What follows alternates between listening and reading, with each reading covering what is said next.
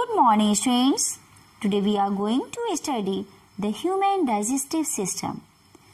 Dear students, digestion begins in the mouth and continues in the stomach and small intestine. Digested food is absorbed in the small intestine. Hence, the human digestive system consists of the mouth, food pipe or esophagus, stomach, small intestine, large intestine, ending in the rectum and anus. The salivary glands, liver and pancreas are organs that also help in digestion. Dear friends, let's start the first step of digestion in the mouth. Food is ingested or taken in through the mouth. Digestion begins inside our mouth when we chew the food. Dear friends, think about your favorite food. Does your mouth water? Yes. The water in your mouth is a digestive juice called saliva. It is secreted by the 3 pairs of salivary glands in your mouth. Chewing breaks down the food into smaller pieces and mixes it with saliva. This process is called mastication. In the process of breaking down the food into smaller pieces, teeth play a vital role. Teeth help in cutting, tearing and grinding the food before we swallow it. Dear friends, let's understand about the teeth. A child has only 20 teeth, 10 in each jaw. These are known as milk teeth. They fall off by the age of 10 and are replaced by larger permanent teeth. This set contains 32 teeth, 16 in each jaw.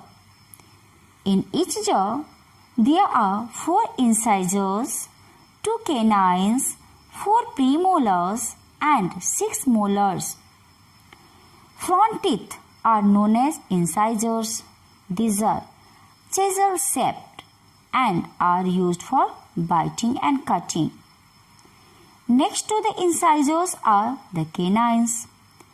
These are pointed and are used for piercing and tearing pieces of food. The teeth at the back of our mouth are broad with an almost flat surface. These crush and grind the food. These are called the premolars and molars. Molars are larger than premolars. The molars include 4 wisdom teeth, which are the last set of teeth to come in between the ages of 17 and 25. Dear friends, the white substance that covers our teeth is called enamel. It is the hardest substance in the body. Our tongue helps us to eat food. It pushes food towards our teeth. It also helps to mix the food with saliva and enables us to swallow it. Our tongue also helps us to speak. Dear students, our tongue has different kinds of taste buds which detect different tastes: sweet, salty, sour and bitter. Different kinds of tastes are located in specific areas of the tongue as given in the figure. Sweet in the front, salty and sour on the sides and bitter at the back. Now let's understand digestion in the stomach. After the food is swallowed, it slides down the pharynx into the esophagus. The esophagus leads from our mouth to the stomach. It is made up of muscles These muscles gently push food down to our stomach in a wave-like action. This wave-like action is called peristalsis. Actually, this movement takes place throughout the alimentary canal to push the food forward. Our stomach is a J-shaped bag made up of muscles. It can hold up to 2 liters of food at a time.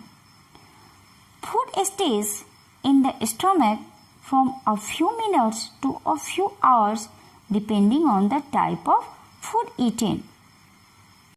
The inner lining of the stomach secretes mucus, hydrochloric acid, and digestive juices. The mucus protects the inner lining of the stomach. The acids kills bacteria that enter along with food and also helps in digestion of proteins.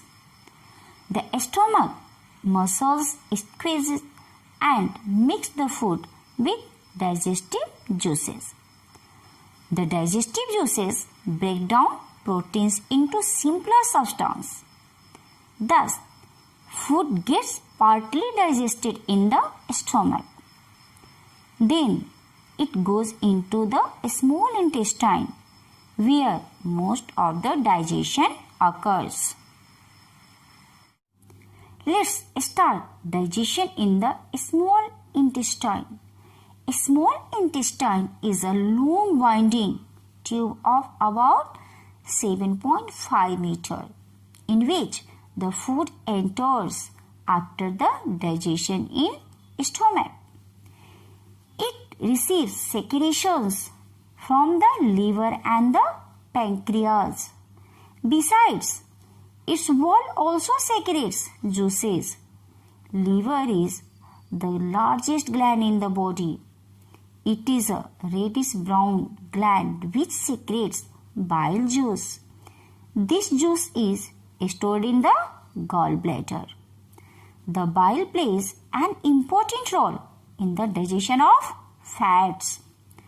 The pancreas secretes the pancreatic juice that changes starch into simple sugars and proteins into simpler compounds called amino acids.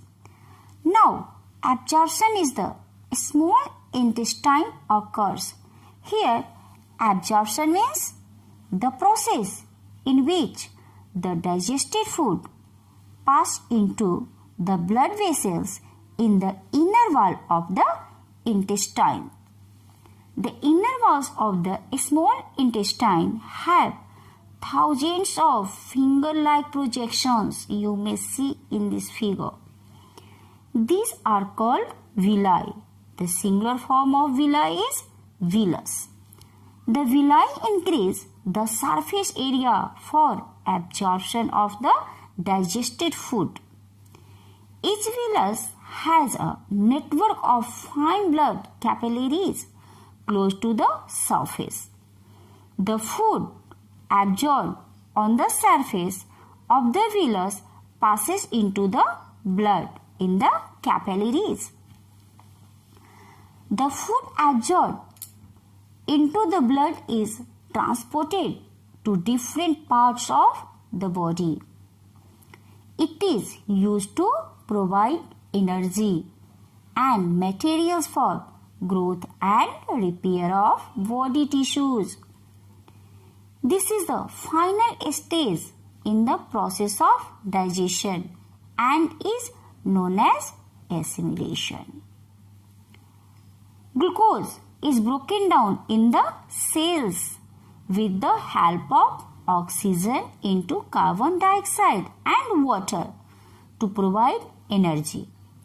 Amino acids are used for building and repairing of body parts. Fatty acids and glycerol are stored under the skin and acts as energy reserves. Dear students, during digestion, minerals and vitamins do not need to be changed. The cells in our body absorb them as they are. Then the food that remains undigested and unabsorbed enters into the large intestine. The large intestine is wider and shorter than a small intestine. It is about only 1.5 meter in length. Its function is to absorb water and some salts from the undigested food material. The remaining waste passes into the rectum and remains there as semi-solid feces. The fecal matter is removed through the anus from time to time. This is called egestion. Now, the last topic is ruminants. Dear students, ruminants are hoofed plant-eating animals that digest their food in two steps. Some examples are cows, buffaloes, goats, sheep, etc. They have complicated stomachs consisting of 4 chambers. Food that is swallowed goes into the first chamber called the rumen. Here it is partially digested and is called cud. It then goes to the second chamber from where it is returned to the mouth for thorough chewing. This process is called rumination. That is why these animals are called ruminant. After chewing, the food is swallowed for a second time and then digested further in the remaining chambers. It is finally sent to the small intestine where the absorption of the nutrients occurs.